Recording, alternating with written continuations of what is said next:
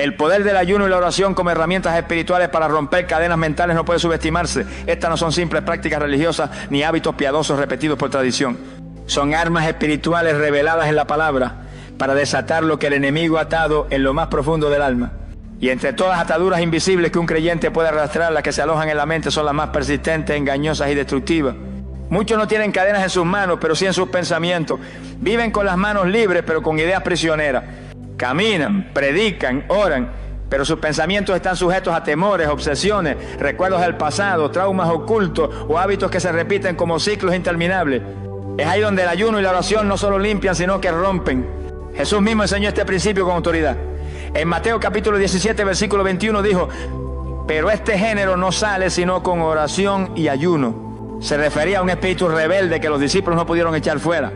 Pero más allá del contexto nos revela una verdad eterna. Hay ciertas fortalezas espirituales que solo se derriban con una combinación de búsqueda intensa y negación del yo. Y eso incluye fortalezas mentales. Porque no todo pensamiento negativo es un simple pensamiento.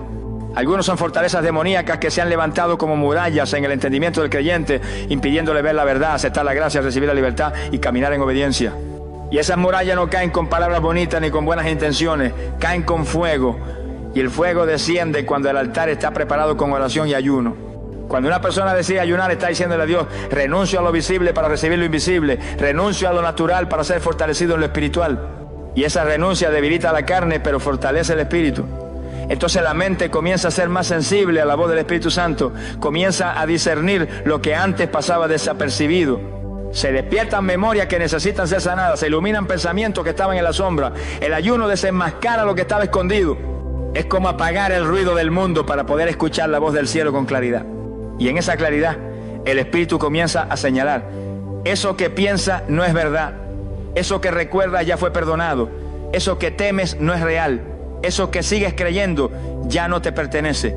La oración, por su parte, es el canal que mantiene encendido el fuego durante el proceso.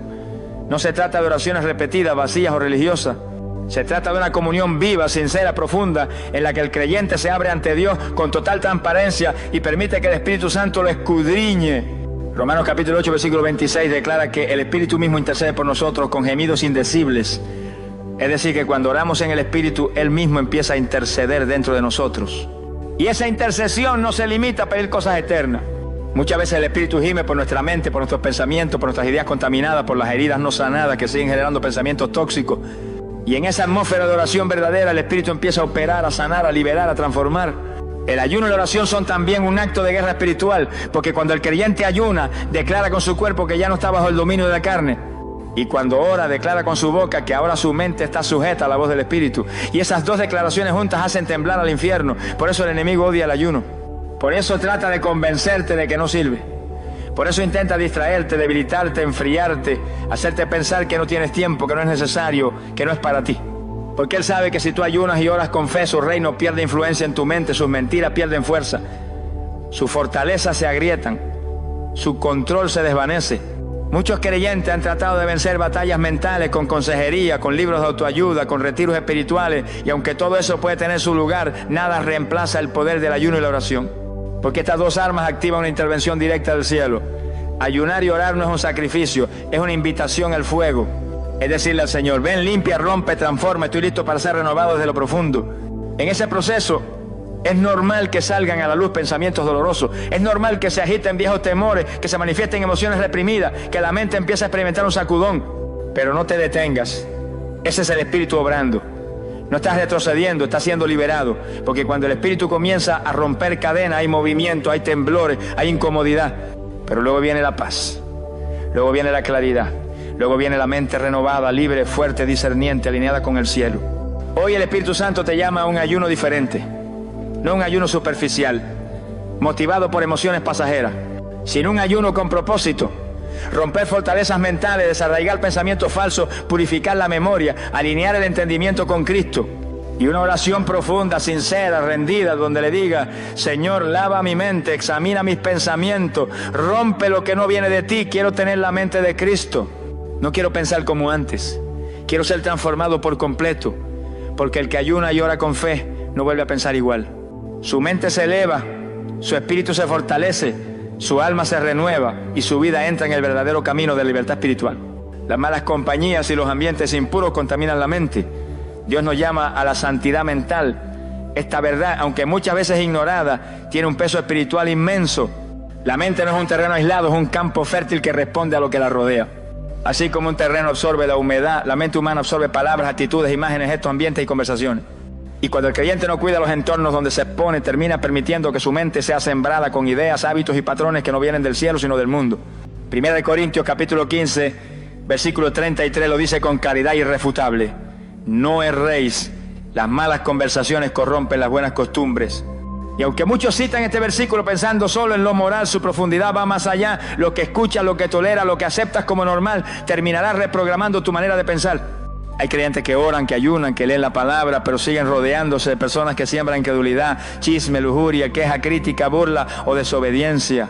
Personas con mentes entenebrecidas, que aún viven conforme a la carne, que no buscan lo de arriba sino lo de la tierra. Y cada conversación que mantienen con ella, cada momento de convivencia que no se filtra espiritualmente va dejando rastros en la mente. Rastreos invisibles que luego se transforman en pensamientos sutiles. Dudas que antes no existían. Deseos que habían sido crucificados, temores que parecían superados.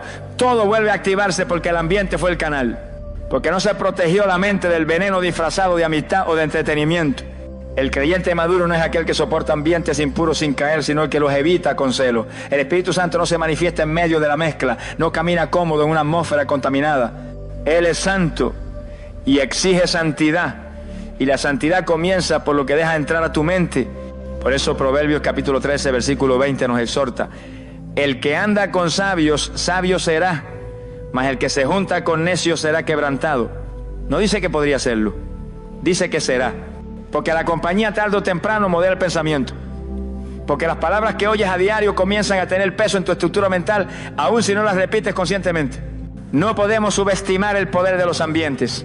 Lugares donde la lujuria es normal, donde la mentira es una herramienta cotidiana, donde el pecado es celebrado, donde el nombre de Dios es usado en vano, donde lo sagrado es burlado, donde lo impuro es motivo de risa.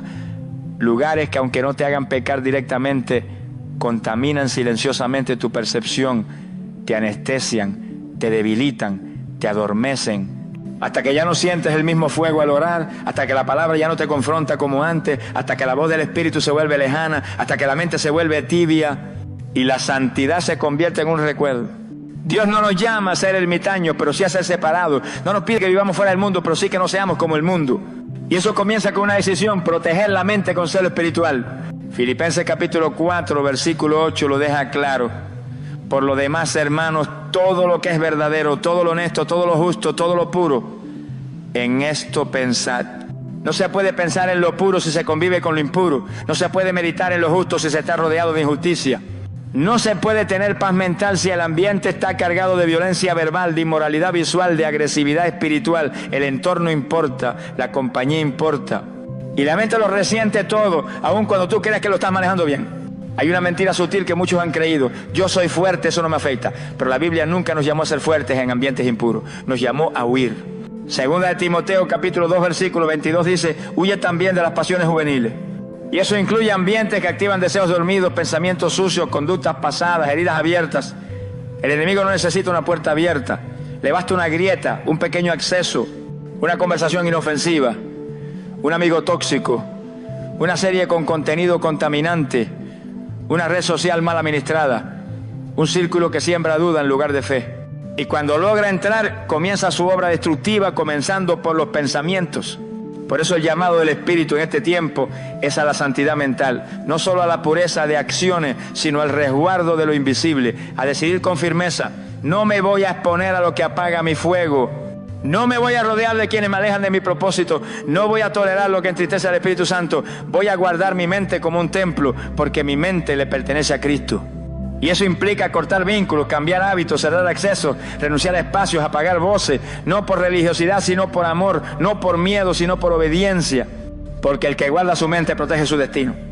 La santidad mental es una muralla contra el enemigo, es un refugio donde el Espíritu Santo se mueve con libertad, es un altar donde Dios deposita revelación, es un escudo contra la tentación, es una señal de madurez espiritual.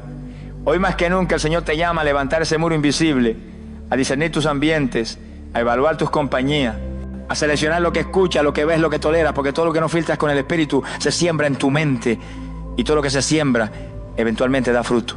Que tu fruto sea santidad, que tus pensamientos sean luz, que tu entorno sea cielo, que tu mente sea un altar donde solo Cristo reine y donde ninguna voz del mundo tenga lugar para hablar. Una mente limpia produce frutos visibles: paz, dominio propio y discernimiento espiritual. El Señor nunca nos llamó a vivir una santidad mental oculta o abstracta. Al contrario, la limpieza de la mente que proviene del Espíritu Santo debe manifestarse con evidencia clara en la vida del creyente. No se trata simplemente de sentir que se tiene una mente renovada, sino de vivir con una transformación que sea evidente ante los ojos de quienes te rodean. Porque cuando la mente es purificada por la palabra, por el fuego del Espíritu, por la oración y por la rendición continua, entonces comienza a brotar un fruto diferente. Jesús dijo en Mateo capítulo 7, versículo 20, así que por sus frutos los conoceréis. Y esto incluye también los frutos del pensamiento, porque la calidad de tu vida será siempre el reflejo directo de la calidad de tus pensamientos. El primer fruto de una mente limpia es la paz. No una paz artificial ni momentánea, sino esa paz que sobrepasa todo entendimiento. Esa que no depende de las circunstancias externas ni de las emociones del momento, sino que brota del interior como un manantial constante. Filipenses capítulo 4, versículo 7 declara con autoridad: y la paz de Dios, que sobrepasa todo entendimiento, guardará vuestros corazones y vuestros pensamientos en Cristo Jesús. ¿Dónde comienza esa paz? En los pensamientos. Porque cuando la mente ha sido liberada del temor, de la ansiedad, del rencor, de la sospecha y de las ideas destructivas, entonces el alma puede descansar. Ya no hay tormenta interna porque los pensamientos han sido llevados a los pies de Cristo. Ya no hay confusión porque la luz del Espíritu ha iluminado las áreas oscuras. Ya no hay ruido porque la palabra ha traído silencio santo. Muchos cristianos viven en turbación porque no han limpiado su mente. No importa cuántas veces vayan al altar, si al regresar a casa siguen meditando en lo negativo, en lo impuro, en lo que genera temor. El enemigo se especializa en sabotear la paz del creyente con pensamientos disfrazados de lógica, pero cargados de veneno. Pero cuando el creyente ha sido limpiado por dentro, esos pensamientos ya no encuentran espacio. La paz se convierte en un muro invisible que protege el alma, en una nube de descanso que permanece incluso en medio de las batallas. El segundo fruto de una mente limpia es el dominio propio. Gálatas capítulo 5, versículo 23 lo menciona como uno de los frutos del Espíritu. Pero el dominio propio no comienza con el cuerpo, sino con los pensamientos.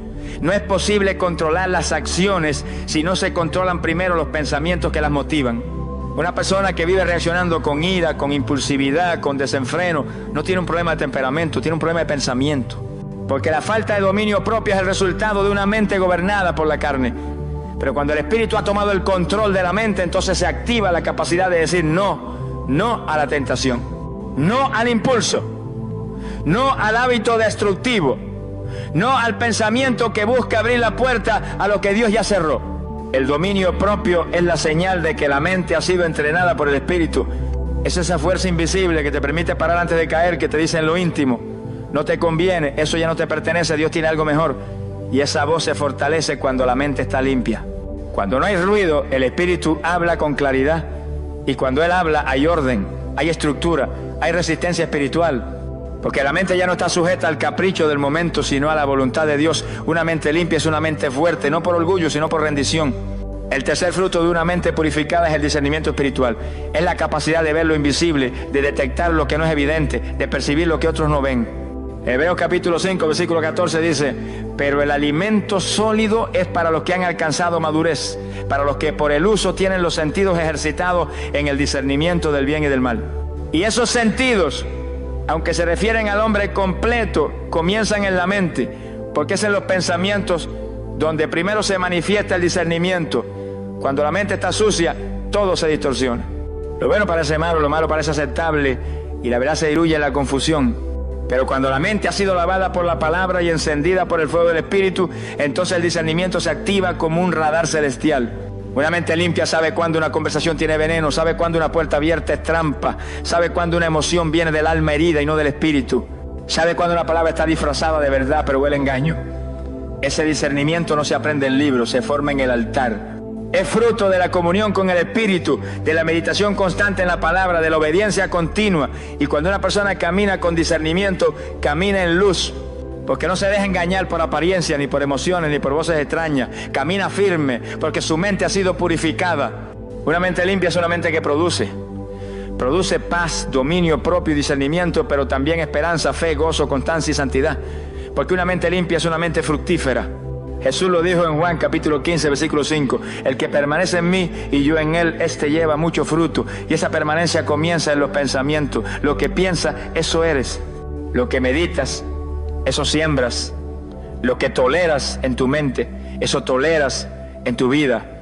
Por eso el Espíritu te llama hoy a evaluar los frutos. ¿Qué está produciendo tu mente?